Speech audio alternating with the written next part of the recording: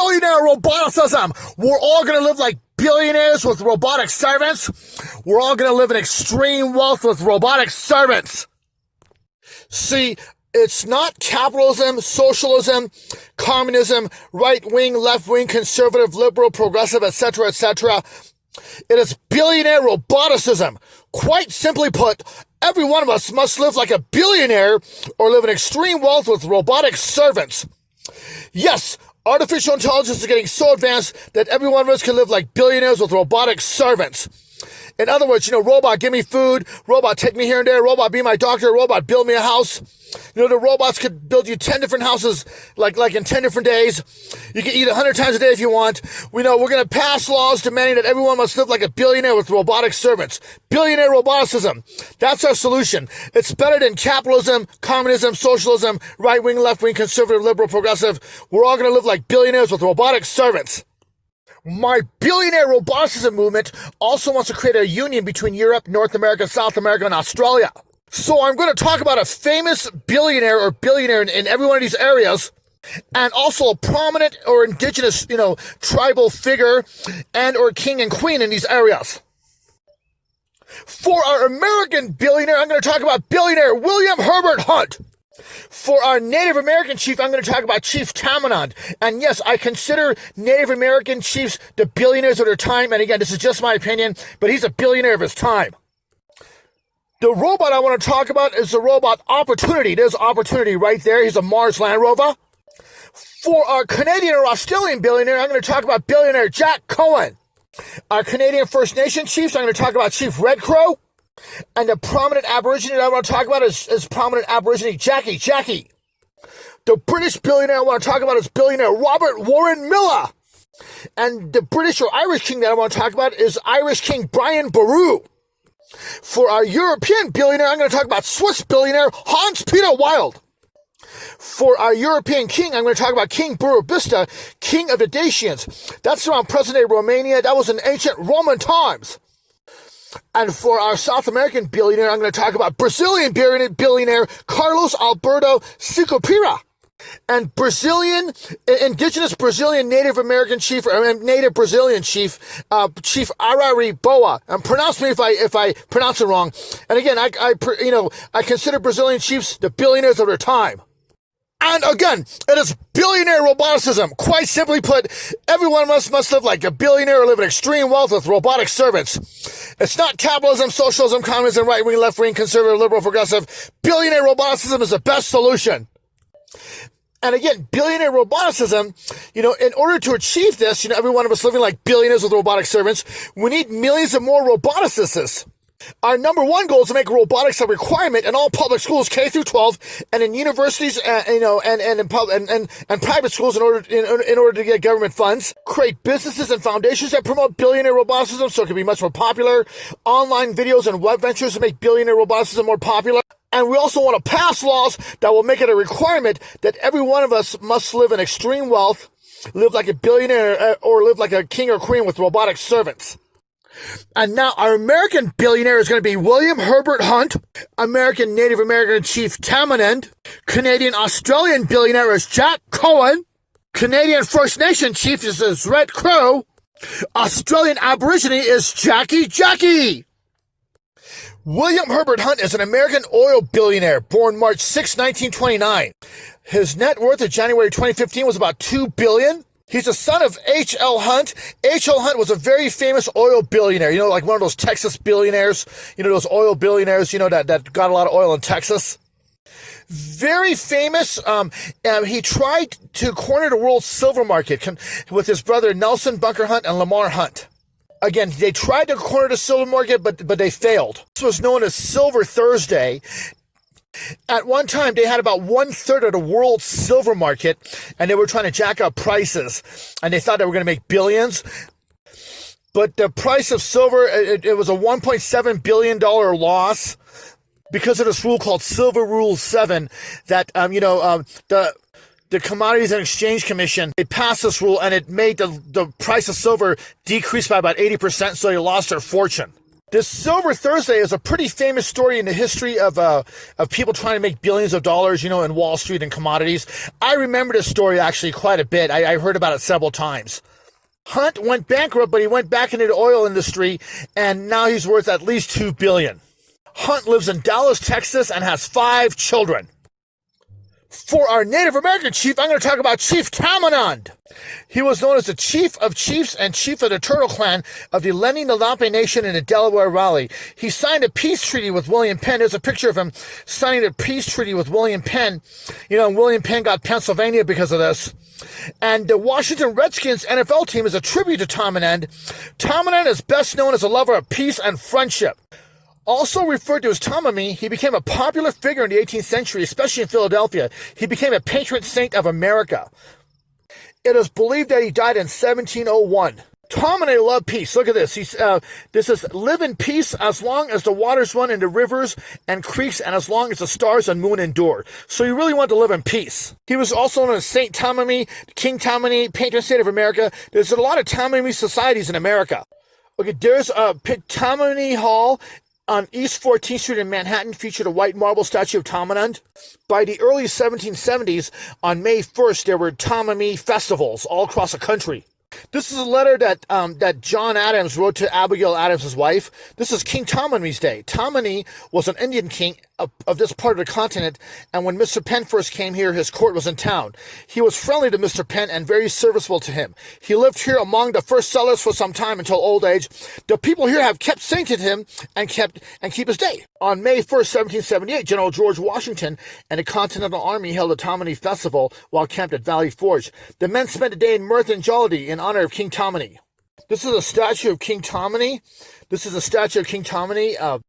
Right here at the Gettysburg battlefield, there's a statue of him right there. That statue was a Tammany regiment. That was the nickname of the New York 42nd Infantry. They fought in the Battle of Gettysburg. An 1817 wooden sculpture by William Luke was a figurehead of the warship USS Delaware. And there's a bronze statue of Tamanend right, in front of Market Street in Philadelphia, saying Tamanend was considered a patron saint of America by the colonists prior to American independence. This is a picture of the ship, the USS Delaware, that had Tamanend, that had a picture of him as a figurehead. There's a picture. And St. Tammany Parish, established in 1810, is one of 9 Louisiana parishes named for saints.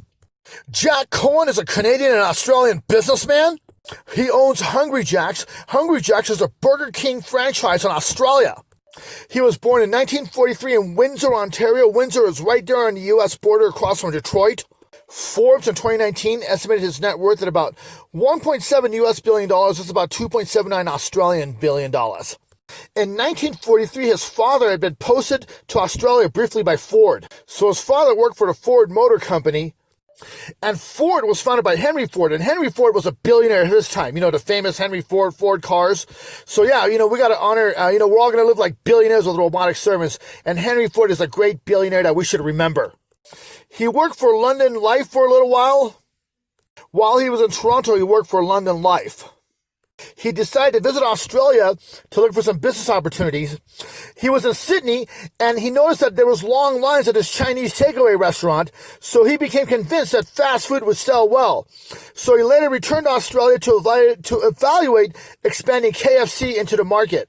He bought the right to establish 10 KFCs in Western Australia. That's Western Australia right there. So he established 10 KFCs right there in Western Australia. He was a smart businessman. He raised $10,000 from 30 people to launch a business in 1969. Those who invested $10,000 with him in 1969 have $8.9 million each in March 2006. After KFC, he bought the right to Burger King. So he became a billionaire, and he also owns Stanbrook Pastoral Company. That's one of the biggest. He heavily invested in Stanbrook Pastoral Company. That's one of the country's biggest cattle station operators. In 2019, he was ranked as the 23rd richest Australian by net worth. And in September 2015, he became the 22nd Chancellor of the University of Western Ontario. So he became the Chancellor of this university. He lives in Sydney with his wife, and he has 4 children. Red Crow, he died in 1900, and I love these names. He was also known as Macasto, Captured, The Gun Inside, Lightly Gone, Sitting White Bull, and John Mikahisto. Again, these different Native American names are really cool. His father's name was Black Bear, and his mother's name was Handsome Woman, and he was a direct descendant of tribal chiefs. He was the chief of the Kainai Nation. That's the Kainai Nation. And there's a shield of the Kainai Nation right here. The Kainai Nation were the tough Blackfoot tribe. He was one of the signers of the Treaty 7. Treaty 7 is right here in southern Alberta. After that, he led to the development of agriculture on his reserve. Now, according to the Canadian Encyclopedia, Red Crow remained a strong proponent of Indigenous culture and beliefs. In the wake of the disastrous effects of diseases and other external demands, he was a calm and wise leader who contributed to stability during a time of tremendous political and economic change. And I consider Red Crow and almost all of the tribal First Nations chiefs around this time, as I call them, the billionaires of their time. And remember, this is just my definition. He's a billionaire of his time. Australian Aborigine Jackey Jackey. His name is Galmara, the Australian Aboriginal guide and companion to surveyor Edmund Kennedy. He survived Edmund Kennedy's fatal 1848 expedition into the Cape York Peninsula. This is a picture of Edmund Kennedy right here. And this guy died in Jackey Jackey's arms when he got speared. This is his third expedition. The one where he died is right here at the top. You see the blue line right here, all the way to the top of Cape York, and that line going all the way to the top of the Australian peninsula, Cape York. That's where Edmund Kennedy died, and he died in Jackey Jackey's arms. This is a memorial plaque of Edmund Kennedy. This memorial plaque was unveiled at Portland Road's Weymouth Way in North Queensland 100 years after the Edmund Kennedy's fateful expedition to the Cape York Peninsula. This is a sketch of Kennedy's death, of Kennedy being speared. See, Jackey Jackey pressed onward, with Kennedy and towards Port Albany in the rendezvous, but they were closely followed by local indigenous peoples. Near the banks of the Escape River, 20 miles from the tip of Cape York, Kennedy was speared several times and died in Jackey Jackey's arms. Jackey Jackey made it to the supply ship alone. The ship went down and they were able to get two other survivors. There were only 3 survivors left, Jackey Jackey and these 2 men. This is a wood engraving of the solid silver breastplate made for Jackey Jackey in recognition of his heroic deeds. Now, it was terrible. Jackey Jackey, he gained a reputation. People liked him. He became kind of like a folk hero. But he had a reputation for enjoying his alcohol. And in 1854, after drinking too much during an overland journey to Alberta, New South Wales, he fell into a campfire and died. Places named after Jackey Jackey: Jackey Jackey Creek, Jackey Jackey Range, Jackey Jackey Creek, and a Jackey Jackey Airfield.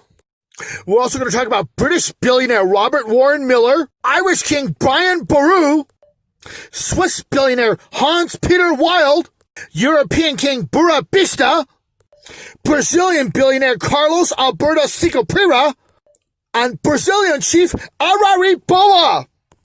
Robert Warren Miller is an American-born British billionaire, entrepreneur, and co-founder of DFS duty-free shops and a sailing champion. He's the father of Crown Princess Marie Chantal of Greece, Alexander Miller, and Pia Getty.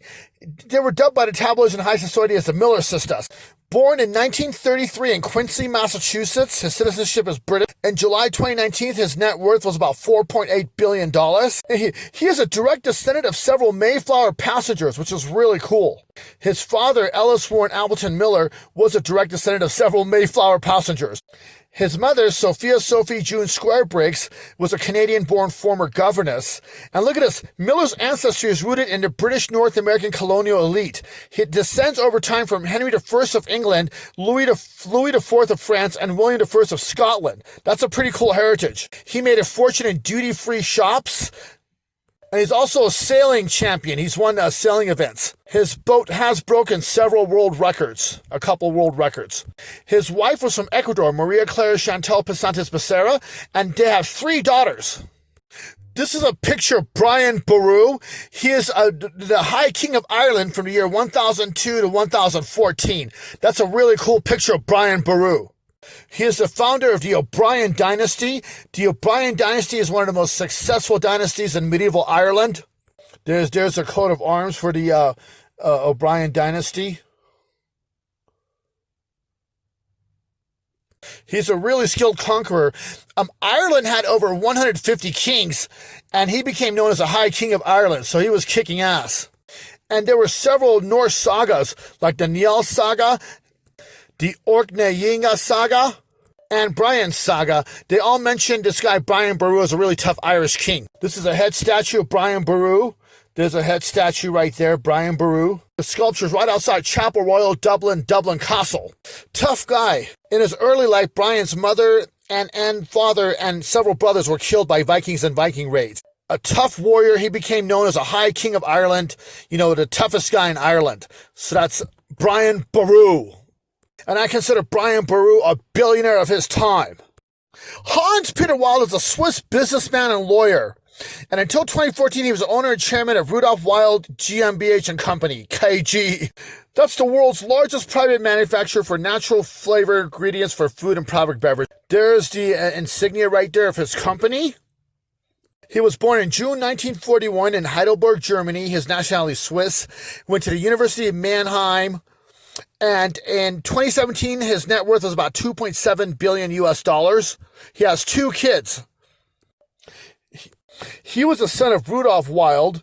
This is a picture of Rudolf Wilde, his father. And Rudolf founded this company, Wilde, in 1931. He got a law degree in Heidelberg, and then he got a degree in business studies in Mannheim, majoring in fiscal law and auditing. In 1974, he joined his parents' company, Wilde, and his goal was to expand Capri Sun. The company owned Capri Sun. I loved Capri Suns when I was a child. When I was a child, I drank Capri Suns. They were really fun. And Capri Sun had lots and lots of really fun flavors. I mean, look at all these different flavors. It was really cool. I love that stuff. So expanding Capri Sun, it made him a fortune. And yeah, that's awesome. And that is Hans Peter Wilde. King Burebista was king of the Dacians. The Dacians were like around present-day Romania in ancient Roman times. They were one of the main common enemies of the Roman Empire. That's a statue of Burebista located in Calarasi in Romania. His reign was from 8261 to 44 years before Christ. He was able to unite the Dacians into this very powerful force. He's a very, very great king. Now, very interesting thing about King Burebista. See, during the famous Roman Civil War, Burebista helped Pompey. This is a bust of Pompey. Pompey was fighting Caesar. There's a picture of him. It's a first century AD bust of Pompey, after original from 55 to 50 BC. Pompey and Caesar were fighting each other for control of the Roman Empire. So Burebista liked Pompey, so Caesar was his enemy. Caesar ended up winning, and Caesar became emperor. So when Caesar won, he decided to start a campaign against Dacian, against Burebista. This is very interesting, though. In 44 BC, Caesar was assassinated, and in the same year, Burebista himself was assassinated in a plot by the Dacian aristocracy. So Caesar was assassinated by the Roman aristocracy, and Burebista himself became assassinated by the Dacian aristocracy in the same year. After Burebista's death, the empire he had created broke up into smaller kingdoms. So that is Burebista, king of Dacia, and I would call him a billionaire of his time. There's a picture of Carlos Alberto, a collage of him. There's another picture of him. Carlos Alberto Sicupira is a Brazilian billionaire businessman, a partner in 3G Capital. 3G Capital, it owns or has major stakes in Burger King, the H.J. Heinz Company, Heinz Ketchup, I love Heinz Ketchup, and Anheuser-Busch InBev, and Budweiser. Budweiser is Anheuser-Busch InBev. I believe Budweiser is still the most popular beer in the country. So that's his company, 3G Capital. He was born in Brazil, and he has a bachelor's degree from the Federal University of Rio de Janeiro. According to Forbes, he has an estimated net worth of about $6.7 billion in April 2020. Most of his wealth comes from his shares of Anheuser-Busch InBev, the world's largest brewer, which he owns about a 3% stake. He is married, has 3 children, and he lives in St. Gallen, Switzerland. There's a statue of Arariboia, and there's a picture of Arariboia. He took the Portuguese name Martim Afonso, chief of the Tamaminos. The Tamaminos were one of the most numerous tribes in Brazil. There's a picture of a Tupi or Tamamino man and a mother with a child right here. Their tribe inhabited the present-day Rio de Janeiro area. In the year 1564, he helped, under his leadership, his tribe assisted the Portuguese in their war against France for the control of the Guanabara Bay, which is, the present-day Rio de Janeiro area. He received the title of knight. There's a picture of the the Military Order of Christ. He received the title of Knight in that. And he also got a personal piece of clothing from King Sebastian of Portugal. So I assume that means in one way that it would symbolize that he's like equal to the king. So I call Arariboia like a billionaire of his time. I remember, it's not capitalism, socialism, communism, right wing, left wing. It's billionaire roboticism. Quite simply put, every one of us must live like a billionaire or a wealthy king, queen, chief, or chiefess, like these Native American, Canadian First Nations, indigenous, Brazilian, European kings or queens, or prominent Aborigines. We're all live like wealthy, prominent figures or live in extreme wealth with robotic servants. Billionaire roboticism. That's the best solution for every one of us. Hi, this video is declared public domain by me. I'm the founder. It's 100% public domain. Now, I got most of the billionaires in this video, and all the people I mentioned have no official affiliation with me. I got almost all of it from Wikipedia, as you can see in the video. Wikipedia has Creative Commons. You could talk about it. I'm giving proper, accreditation and attributions. That's from Wikipedia. Every single picture, it's either public domain, or if it's not public domain, I did show the appropriate accreditation right there at the bottom of the picture, which is okay to do. So you can just go to the website, and you can see that picture and click on it, and there's the accreditations. I showed the link right there at the bottom of each picture. If I did not show it, it is a public domain picture. Again, it's from Wikipedia. Most of the stuff is pretty much public information. And again, I just want to wish you guys a super happy day. Let's all live like billionaires with robotic servants, and look out for future episodes. And we're going to do whatever it takes so every one of us will live like billionaires or live in extreme wealth with robotic servants. Have a super, super happy day.